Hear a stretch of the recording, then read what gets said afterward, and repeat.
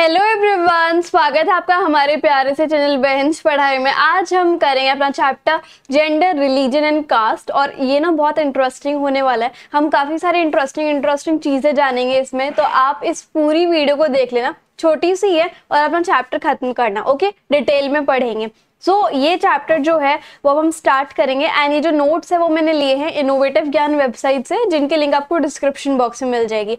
और आपको कोई भी डाउट आए तो आप मुझे इंस्टाग्राम पे फॉलो करके डीएम कर सकते हो, ठीक है। तो भाई हमारा सबसे पहला टॉपिक है जेंडर डिवीजन। अब जेंडर डिवीजन क्या होता है कि जेंडर मतलब boys and girls and the other gender, उन सभी को डिवाइड कर रखा है, ठीक है। डिवाइड कर रखा, और डिवाइड जो है वो हर जगह देखा ही जाता है ना।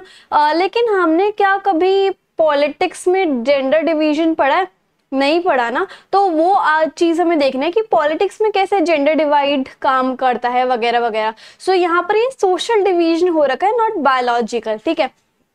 ऐसा लगता है जैसे ये जो है ये नेचुरल है, जेंडर को डिवाइड करना नेचुरल है, इसको हम चेंज नहीं कर सकते। बायोलॉजी में ऐसा कुछ नहीं है। We are just humans, just boys girls and other genders. But यहाँ पर जैसे हम सोसाइटी में रहते हैं, सोशल एक्सपेक्टेशन होती है, सोशल स्टीरियोटाइप्स होते हैं, सोशल मिथ्स होते हैं, तो इन सब चीज़ों को लेकर जेंडर डिवाइड हो जाता है, ठीक है। ऐसा लगता है कि ये नेचुरल है और अनचेंजेबल है, but these are not biologically, these are just like social expectation and stereotypes. अब हम पढ़ेंगे सेक्सुअल डिवीजन ऑफ लेबर क्या होता है। ये एक ऐसा सिस्टम होता है जिसमें सारा का सारा जो घर का काम है वो या तो सिर्फ वुमेन करेगी, या फिर उनके द्वारा ऑर्गेनाइज करवाया जाएगा किसी डोमेस्टिक हेल्पर की वजह से, ठीक है, या फिर आप मेड की वजह से, ओके। ये होता है सेक्सुअल डिवीजन ऑफ लेबर। अब फेमिनिस्ट क्या होता है, या तो कोई वुमेन या फिर कोई मैन जो ये सोच रखता है, जो ये बिलीव रखता है कि हर मैन और वुमेन को इक्वल राइट्स और अपॉर्चुनिटी मिलेंगे, दैट इज फेमिनिस्ट। अब फेमिनिस्ट मूवमेंट कौन कौन से होते हैं? इन मूवमेंट्स का, इन आंदोलन का ये बेसिक मेन एम होता है कि सभी को, चाहे वो मेन है या फिर वुमेन है, सबको इक्वल राइट और इक्वल अपॉर्चुनिटीज मिले। और बहुत सारे हमारे अर्थ पर और अलग अलग कंट्रीज में वुमेन के लिए मूवमेंट्स किए गए हैं, जिससे कि वुमेन को इक्वालिटी मिले हर जगह, ठीक है, पर्सनली भी और फैमिली लाइफ में भी। That are feminist movement. Patriarchy क्या होती है? पितृसत्ता जिसको हम बोलते हैं। ये एक ऐसा सिस्टम ऑफ सोसाइटी होती है जिसमें मेन के पास ज्यादा पावर होती है, और वुमेन को तो इस चीज से निकाल ही दिया जाता है। जितने भी फैसले लेंगे वो मेन लेंगे, जितने भी काम होंगे वो मेन करेंगे, वो मेन नहीं करेंगे। बाहर का काम मेन ही संभालेंगे, घर का काम मेन नहीं करेंगे। तो that is patriarchy. But things are changing very fastly and काफी सारी चीजें जो अब बहुत ज्यादा चेंज हो गई हैं। और पेट्रियार्कियल सोसाइटी क्या होती है? ये एक ऐसी सोसाइटी होती है जिसमें मेल डोमिनेटेड सोसाइटी, जिसको हम कहते हैं कि राज जो है वो मेल्स का ही चलेगा। डिसीजन बोलेंगे क्या करना है क्या नहीं, सबके डिसीजन मेल ही लेंगे, है ना। The line of descent is traced to the father. Father के थ्रू ही जो लाइन है वो चलेगी। मेन को ज्यादा वैल्यू दी जाती है क्योंकि वो जो काम करते हैं वो बहुत फेवरेबल होता है, वो बहुत वैल्यूएबल होता है, और मेन को सबसे ऊंची वाली जगह दी जाती है सोसाइटी में, और इसकी वजह से उनको ज्यादा पावर मिलती है, ठीक है। अब वुमेन को ये जो इतना डिसएडवांटेज देखने को मिल रहा है, इतना अत्याचार देखने को मिल रहा है, इतनी मारपीट देखने को मिल रही है, वो किस वजह से देखने को मिल रही है? फिर क्या क्या तरीके, क्या क्या चीजें हैं जिसकी वजह से वुमेन का जो स्टेटस है वो नीचे आ गया है?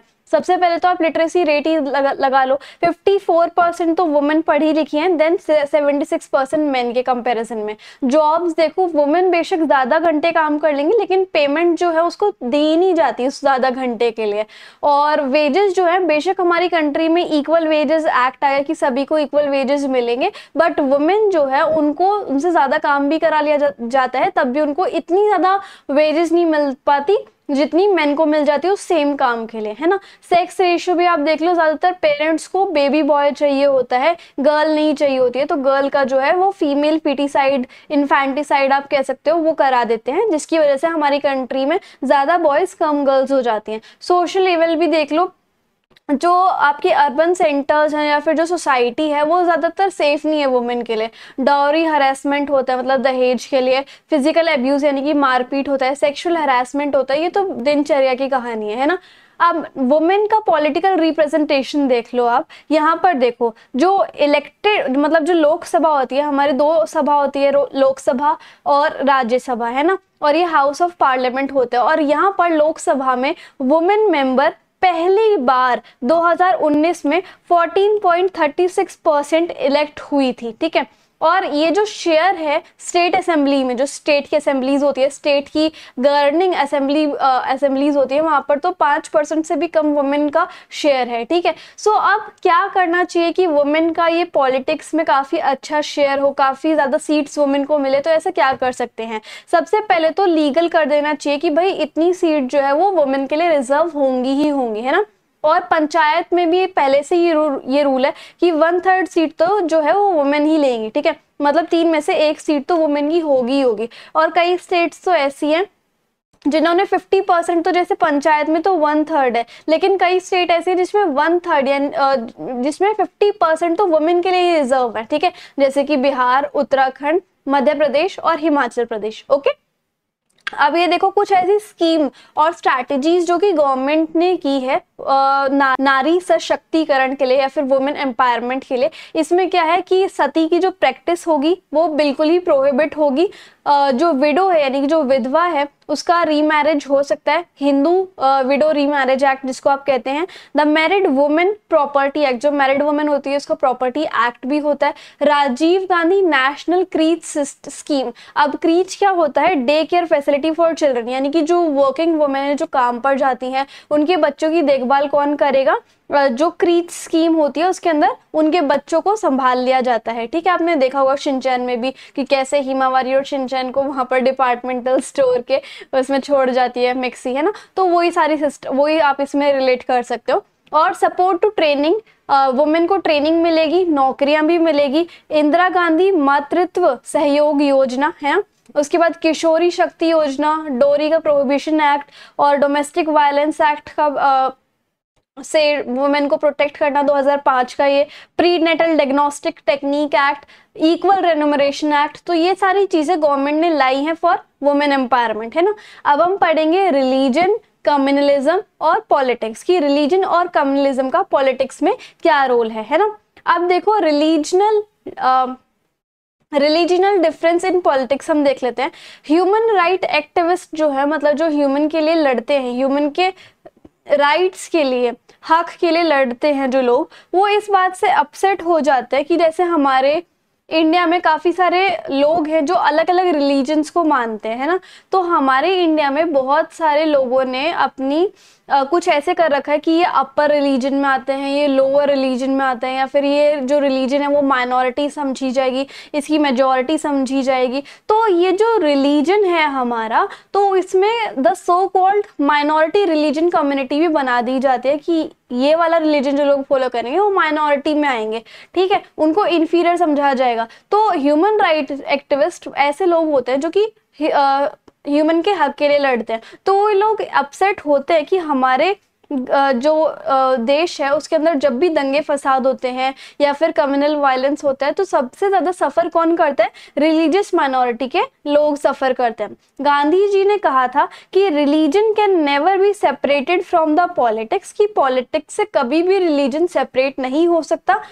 But it meant moral values that form all religion, लेकिन हमें रिलीजन के ऊपर इतना ध्यान नहीं देना चाहिए कि ये वाला रिलीजन है, ये वाला रिलीजन है, ये वाला है, इसका अलग है, इसका अलग है, इसका अलग है। हमें क्या करना चाहिए, रिलीजन को इतना महत्व ना दे कि उन सभी रिलीजन में से जो अच्छी अच्छी बातें हैं, जो मोरल वैल्यूज है, उनको अपना बेसिक माइंडसेट बना के उनको फॉलो करना चाहिए, सभी रिलीजन की अच्छी अच्छी बातों को, है ना। अब ह्यूमन राइट ग्रुप ने क्या कहा है कि जितने भी हमारे कंट्री में दंगे फसाद होते हैं, सबसे ज्यादा विक्टिम कौन बनते हैं उनके रिलीजियस माइनॉरिटी के लोग, उन्हीं को सबसे ज़्यादा सफ़र करना पड़ता है। और वुमेन मूवमेंट्स में क्या क्या आता है कि जितने भी रिलीजन हैं उन सब में जितनी भी वुमेन्स होती हैं उनको डिस्क्रिमिनेशन सहना पड़ता है, अत्याचार सहना पड़ता है। तो उनके लिए भी फैमिली लॉज बनाए जाने चाहिए सारी रिलीजन की वुमेन के लिए, कि कोई भी वुमेन के अगेंस्ट डिस्क्रिमिनेशन नहीं कर सकता, है ना। अब यहाँ पे जो मैंने आपको ऊपर बात बताई थी कि गांधी जी ने बोला कि religion can never be separated from the politics, इसका क्या मतलब है सही मायने में, वो देख लेते हैं।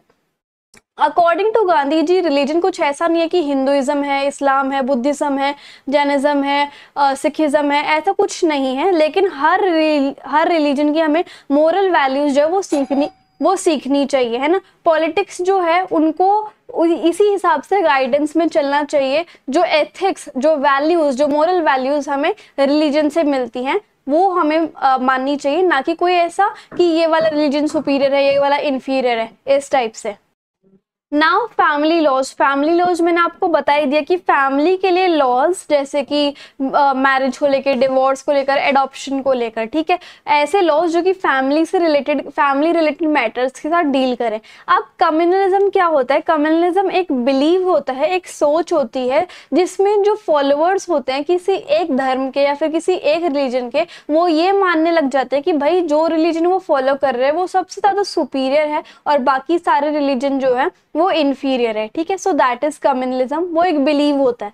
अब कम्युनल पॉलिटिक्स क्या होती है? It is based on the idea that religion is principle basis of the social community, कि अगर हमें एक सोशल कम्युनिटी बनानी है, अगर हमें एक सोसाइटी बनानी है ना, तो उस सोसाइटी का मेन आइडिया क्या होगा? रिलीजन। अब जैसे आप मान सकते हो कि हर रिलीजन ने अपनी एक सोसाइटी बना रखी है कि ये इस रिलीजन की सोसाइटी है, ये उस रिलीजन की सोसाइटी है, ये इस रिलीजन की सोसाइटी है। तो यानी ये एक सोशल कम्युनिटी तभी बन सकती है कि जब सभी लोगों का रिलीजन सेम होगा। So that is very wrong, that is communal politics, ठीक है। अब यहाँ पर देखो how communal politics is preferred, कि कम्युनल पॉलिटिक्स को कैसे प्रेफर किया जा सकता है। अब कम्युनलिज्म क्या होता है कि एक पर्टिकुलर रिलीजन के जो लोग हैं, जो फॉलोअर्स हैं, वो एक ही कम्युनिटी बनाएंगे, ठीक है। सभी की सेम थिंकिंग होगी, सभी का सेम रूल्स एंड रेगुलेशन होंगी, जिनके इंटरेस्ट वगैरह सब सेम होंगे। अगर उस सोसाइटी में कोई दूसरे रिलीजन का आ जाता है, ठीक है, तो वो उनकी लाइफ के लिए, उस कम्युनिटी की लाइफ के लिए बहुत ही ज़्यादा इररेलेवेंट होगा, ठीक है। It also follows that people, वो ये सोचते हैं कि अगर कोई लोग या फिर कोई इंसान अलग अलग रिलीजन फॉलो करते हैं तो वो एक सेम कम्युनिटी में नहीं रह सकते या फिर नहीं आ सकते उस सोसाइटी में, है ना। If the followers of different religion, लेकिन अगर मान लो दो रिलीजन है, रिलीजन नंबर 1, रिलीजन नंबर 2, अगर कुछ थोड़ा बहुत मैचिंग भी हो गया और वो एक कम्युनिटी बनाना चाहे, तो ये सब चीज़ें इररेलेवेंट और अनइम्पॉर्टेंट समझी जाती हैं। इतना ज़्यादा रिजिड हमारा माइंड हो चुका है, और उनका जो इंटरेस्ट है उनको अलग होना चाहिए। और अगर कोई दो अलग अलग रिलीजन के साथ के लोग सेम साथ में आना चाहें, तो इससे क्या होता है? कॉन्फ्लिक्ट हो जाता है, काफ़ी ज़्यादा झगड़ा हो जाता है कि आप जो डिफरेंट रिलीजन के हो वो हमारी कम्युनिटी में आए कैसे, इस तरीके से, है ना। अब कम्युनलिज्म जो है वो अलग अलग तरीके की फॉर्म या फिर शेप ले सकता है हमारी पॉलिटिक्स में। कैसे?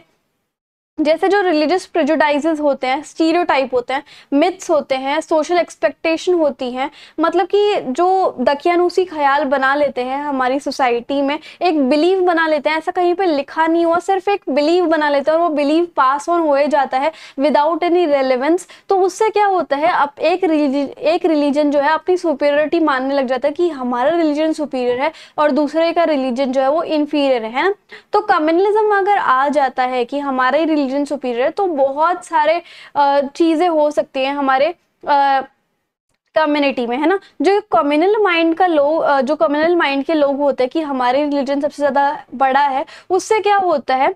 Let's to a quest for political dominance. अब जैसे बहुत सारे लोग एक ही रिलीजन को फॉलो करते हैं, तो ऐसा लगता है, उनके मन में इच्छा आ जाती है कि हमारे देश का जो नेता होगा या फिर हमारे देश को जो गवर्न करेगा वो भी हमारे ही रिलीजन का हो, है ना, ताकि हमारी पूरी रिलीजन कम्युनिटी बन जाए। अब क्या होता है? Political mobilisation on religious line this involve, अगर मान लो जैसे एक कंट्री है, वहां पर अगर कोई एक रिलीजन फॉलो हो रहा है और उसी रिलीजन की सरकार बन जाती है, तो वो सरकार उसी पर्टिकुलर रिलीजन के लिए सिंबल लेके आएगी जो उस रिलीजन से मैच करता होगा, रिलीजियस लीडर्स लेके आएगी, और उससे क्या होगा, जो दूसरे रिलीजन के लिए लोग होंगे जो उस कंट्री में रिसाइड करते हैं उनके लिए खतरा हो जाएगा, वो वहाँ पे नहीं रह पाएंगे या फिर उनके इंटरेस्ट, उनके राइट्स के लिए कोई काम नहीं करेगा। सो इससे क्या होता है, अगर कम्युनलिज्म आ जाता है पॉलिटिक्स में तो उससे हमारे देश में हिंसा मतलब मार पिटाई, जो रायट्स हो जाते हैं, मैस्केर हो जाते हैं, यानी कि दंगे फसाद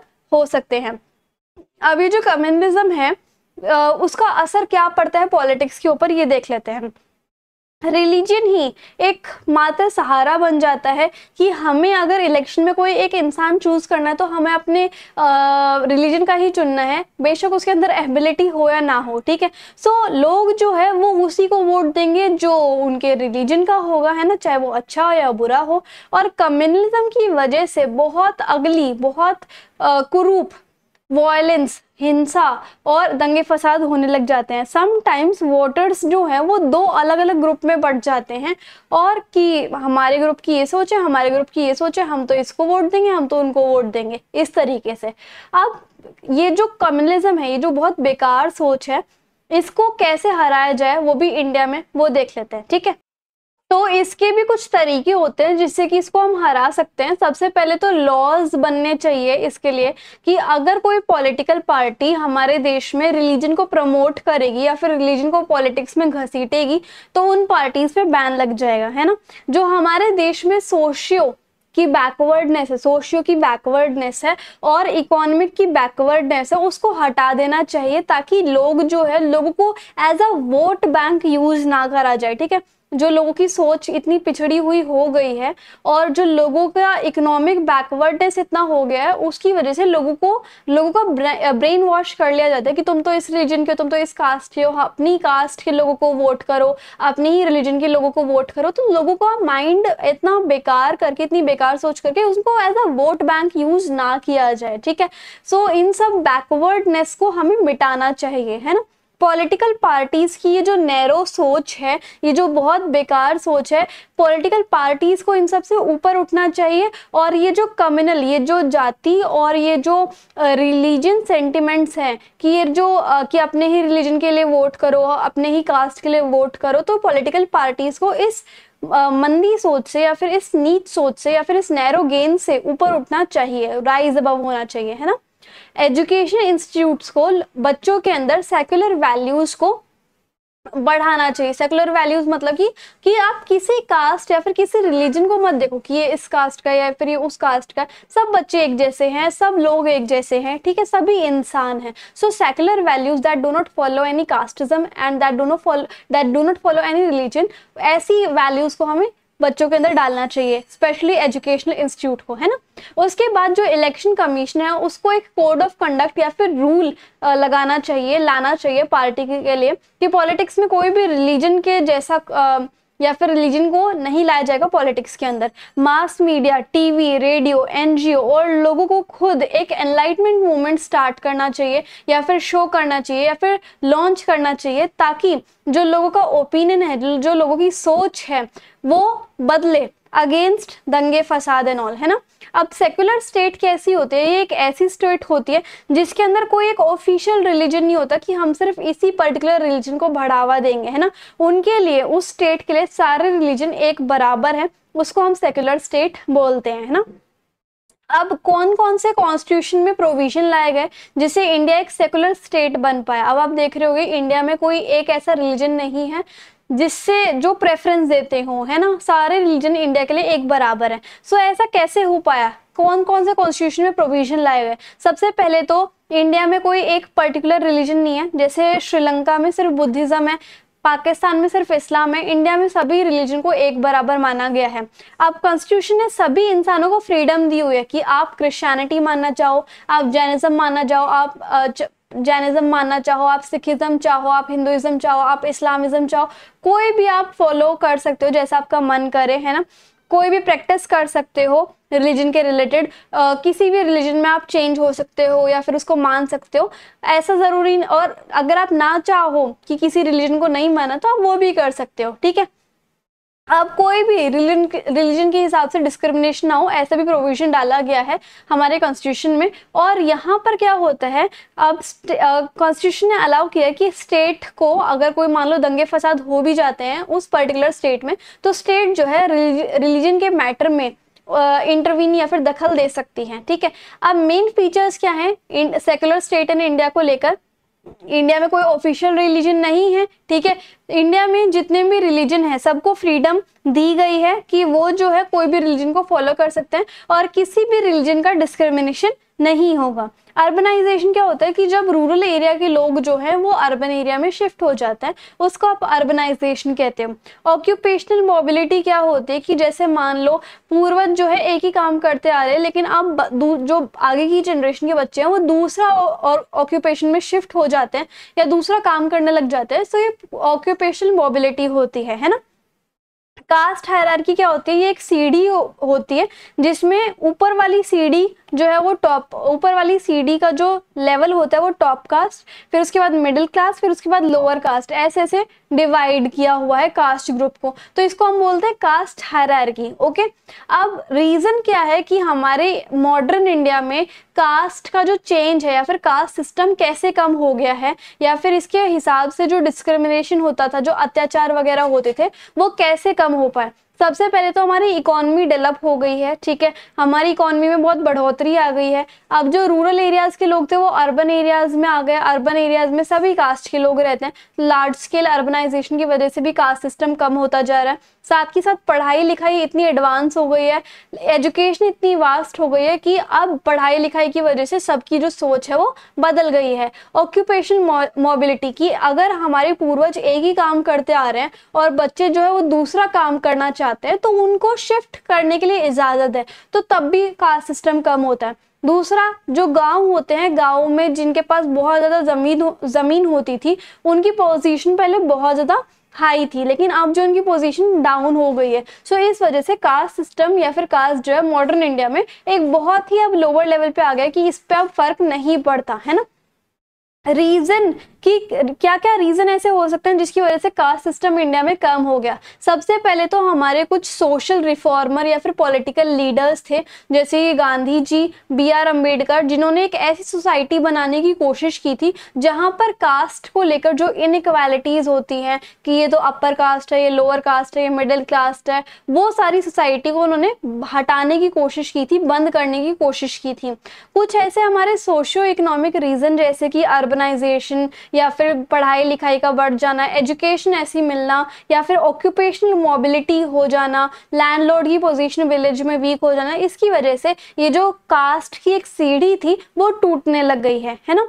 कॉन्स्टिट्यूशन जो है हमारी इंडिया का, इसमें क्या होता है, उसमें जो भी कास्ट को लेकर डिस्क्रिमिनेशन होता था है ना, वो सारा का सारा प्रोहिबिट कर दिया गया है, मना कर दिया गया है कि किसी भी कास्ट को लेकर कोई भी इनजस्टिस नहीं कर सकता, अदरवाइज एक बहुत बुरी सजा उनको मिलेगी। ठीक है, अब ये जो कास्टिज्म का पॉलिटिक्स के ऊपर क्या अच्छा इम्पैक्ट पड़ा ये देख लेते हैं। जैसा मैंने आपको बताया कि जो इकोनॉमिक डेवलपमेंट हुई, अर्बनाइजेशन हुई, पढ़ाई लिखाई अच्छी हुई, ऑक्यूपेशन चेंज कर सकते हैं, लैंडलॉर्ड की पोजीशन वीक हो गई विलेज में, तो इससे जो कास्ट की सीढ़ी थी, कास्ट की हायरार्की थी, वो सारी टूटने लग गई है। और जो कॉन्स्टिट्यूशन है उन्होंने भी जो भी डिस्क्रिमिनेशन होते थे किसी भी कास्ट को लेकर वो बंद करा दिए हैं। अब नेगेटिव इम्पैक्ट क्या होते हैं कास्ट को लेकर पॉलिटिक्स के ऊपर? अब ये देखो, जब पार्टीज किसी एक कैंडिडेट को चूज करते हैं कि आप हमारे इलेक्शन में खड़े होगे, तो वो इस बात का ध्यान रखते हैं कि उस इंसान का क्या कास्ट है, जिसकी, और उस कास्ट के बेसिस पे ही वो किसी कैंडिडेट को चूज करते हैं और नॉमिनेट करते हैं कैंडिडेट्स को अलग अलग कास्ट से, ताकि उन्हें इलेक्शन जीतने में अलग अलग सपोर्ट मिल जाए। जैसे मान लो अपर कास्ट के होंगे कैंडिडेट, तो उनको मसल पावर, उनको मनी, उनको काफी अच्छी अच्छी सपोर्ट मिल सकते हैं ताकि वो इलेक्शन जीत जाए। तो कास्ट का बड़ा ध्यान रखते हैं। तो ये जो है कास्टिज्म नेगेटिव इम्पैक्ट डालती है पॉलिटिक्स के ऊपर, पार्शियलिटी करती है ना। पॉलिटिकल पार्टीज और कैंडिडेट्स जो इलेक्शन में होते हैं वो कभी कभी कास्ट सिस्टम का यूज करते हैं, फिर कास्ट को रिलेटेड सेंटिमेंट्स, इमोशंस जो होते हैं उनको जगाकर मसल सपोर्ट लेके आते हैं। ठीक है, अब उसके बाद कास्ट जो पॉलिटिक्स में क्या रोल प्ले करती है? अब जो कास्ट है, कम्युनलिज्म वगैरह है, उनमें ये बिलीव किया जाता है कि एक सोशल कम्युनिटी, एक सोसाइटी तभी बन सकती है जब एक इंसान की कास्ट सेम हो। अगर अलग अलग कास्ट के लोग होंगे तो एक सोसाइटी नहीं बन सकती है ना। सो कास्ट जो है वो एक बहुत ही लाइक इम्पॉर्टेंट एस्पेक्ट बन गया है सभी लोगों के लिए, जो कि एक नेगेटिव चीज है ना। अब कास्ट जो है उसी की वजह से वो बनेगी, लाइक पॉलिटिक्स की पार्टी बनेगी, so that would be unfair to other people, है ना। सो ये इस तरीके से कास्ट भी अलग अलग तरीके की फॉर्म ले सकती है पॉलिटिक्स के अंदर, जैसे कि कभी कभी कैंडिडेट को उसकी जाति के उस पे चूज किया जाता है, ठीक है। अब जैसे पॉलिटिकल पार्टी अगर एक कास्ट का इंसान को चूज करेगी तो उससे क्या होगा, वो वोटर्स के माइंड में इम्पैक्ट डालेगी। बहुत सारी जगह पर वोटर्स जो होते हैं कास्ट के बेसिस पे ही अपने कैंडिडेट को चुनता है कि ये हमारी कास्ट है तो हम इसको चुनेंगे, है ना। When a government is formed after election, जब इलेक्शन के बाद गवर्नमेंट बन जाती है, पॉलिटिकल पार्टीज जो है वो अलग अलग जाति का ध्यान रखते हैं जो कि गवर्नमेंट में प्रेजेंट है। पॉलिटिकल पार्टी जो है वो इलेक्शन के टाइम पे कास्ट सेंटिमेंट्स को, इमोशन को जगाते हैं कि हम तुम्हारे लिए, सिर्फ तुम्हारे लिए काम करेंगे, इस तरीके से सपोर्ट पाने के लिए, है ना। उसके बाद कास्ट बेस्ड इश्यूज भी वो उठाते हैं इलेक्शन के दौरान कि हम तुम्हारे लिए, तुम माइनॉरिटी, हम तुम्हारे लिए ध्यान देंगे, है ना। इससे क्या होता है, आज भी कई कास्ट को इंफीरियर और लो समझा जाता है, लेकिन अब हमारे देश में बहुत सारे ऐसे रूल्स आ गए हैं। इलेक्शन कमीशन ऑफ इंडिया भी जो है वो भी इस चीज के लिए कॉन्शियस एफर्ट करता है कि पॉलिटिक्स में ऐसे कोई सेंटिमेंट्स, ऐसी कोई प्रैक्टिसेस ना की जाए। इवन जो कॉलेजेस में भी इलेक्शंस होते हैं उनको भी ये सख्त मना होता है कि वो कोई पूजा पाठ, वो कोई अलग अलग चीजें जो कि कास्ट रिलीजन के सेंटिमेंट्स जगह ऐसी चीजें वो नहीं कर सकते हैं, है ना, नहीं तो फिर उनके ऊपर केस होगा। Other factors in the caste which play a decisive role at the time of election, election में कास्ट के अलावा और कौन कौन से चीजें होती हैं जो कि मैटर करती हैं, मनी, पावर, प्रेस्टीज, रिलीजन और policies of the political parties, जिसकी वजह से इलेक्शन के ऊपर जीता जा सकता है, ठीक है। उसके बाद politics influence the caste system and cast identity, politics जो है वो कैसे इन्फ्लुएंस डालता है कास्ट सिस्टम पर। अब देखो, ईच कास्ट ग्रुप, हर एक कास्ट ग्रुप बड़ा फैलना चाहता है, बड़ा सा बनना चाहता है। कैसे बड़ा बनेगा वो, जब वो दूसरी कास्ट को अपने अंदर मिलाएगा, है ना, तभी तो वो एक बड़ा सा ग्रुप बन पाएगा, है ना। जो पहले कास्ट निकाल दी गई थी जब कास्टिज्म के ऊपर से पॉलिटिक्स बन गई, पॉलिटिकल पार्टी बन रही थी, लेकिन अब हर कास्ट ग्रुप बड़ा बनना चाहते हैं तो दूसरी कास्ट के जो लोग हैं वो सब इकट्ठा होके एक बहुत बड़ा ग्रुप बना लेते हैं, है ना। कास्ट ग्रुप जो है उनको एक कोलिएशन, यानी कि जब 2-3 पार्टीज मिल जाती है वो बनानी होती है, जिससे कि बहुत सारे कास्ट को मौका मिलता है कि वो सब एकजुट हो जाए और सभी को एक जैसा समझा जाए, है ना। नई नई कास्ट बनती हैं पॉलिटिकल पार्टीज में, जिससे कि जो है बैकवर्डनेस जो है वो रिमूव हो जाती है ना, और फॉरवर्डनेस स्टार्ट हो जाती है। How exclusive attention to caste can produce negative result in politics, अब वही कास्टिज्म कैसे नेगेटिव रिजल्ट डाल सकता है पॉलिटिक्स के ऊपर। अगर पॉलिटिक्स सिर्फ कास्ट के ऊपर बना होता तो ये हमारी डेमोक्रेसी के लिए बिल्कुल भी अच्छा नहीं था। ये जो है, जो मेन मुद्दे हमारे देश के, जैसे कि गरीबी, डेवलपमेंट, करप्शन, उनके ऊपर से ध्यान हटा के इन सब चीज़ों के ऊपर ध्यान आ जाता, और इससे हमारे देश में टेंशन, कॉन्फ्लिक्ट और इवन वायलेंस भी हो सकता था। तो इस तरीके से हमारे जो चैप्टर है वो फाइनली खत्म होता है, एंड आई होप आपको ये सारी चीज़ें समझ में आई होंगी। ईजी सा चैप्टर था। सो इंस्टाग्राम एंड टेलीग्राम पे ज़रूर फॉलो कर लेना। So if you like the video and the explanation, then please do like, share, comment and subscribe the channel. Thank you so much.